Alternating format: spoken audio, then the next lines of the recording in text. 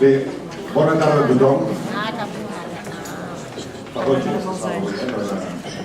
tema que vam tractar, vam agrair molt des de la Fundació Lliure de les Voltes i des de Cristians per la Independència, que són els dos organismes que hem organitzat aquesta xerrada. Estem molt satisfets de veure tanta participació. Bé, molts direu que hi fa una llibreria organitzant actes com aquests.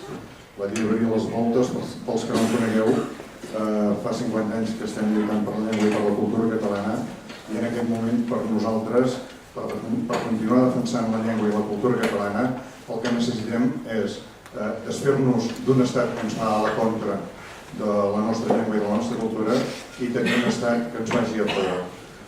Si aconseguim això, gairebé no dic que gairebé la nostra tasca hauria estat definida, però gairebé. I per això avui som aquí i estem tan contents i satisfets de col·laborar amb Cristians per la Independència per debatre i per discutir aquesta necessitat que tenim de tenir un estat propi a favor de la nostra cultura i de la nostra llengua. Gràcies i Manel, vinga, endavant. Bona tarda a tothom. Bé,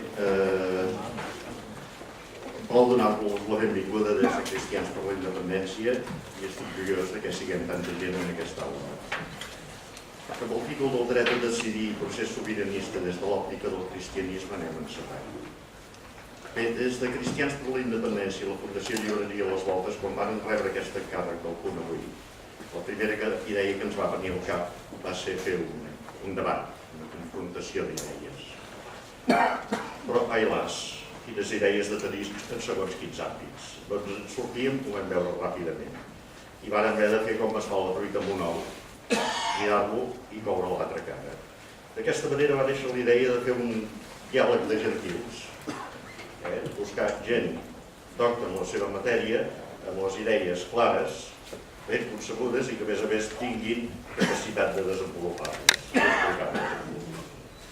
Abans, però, que els presenti els ponents, m'agradaria que contemplessin un vídeo que ara passarem, que és de Cristians pel dret a decidir, que dona tota mena de temes a tocar i que és molt interessant, molt ben fet i m'estalviarà a mi molta xerrameca. D'aquesta manera passem a veure el vídeo i després entrarem en el debat amb els ponents. Moltes gràcies.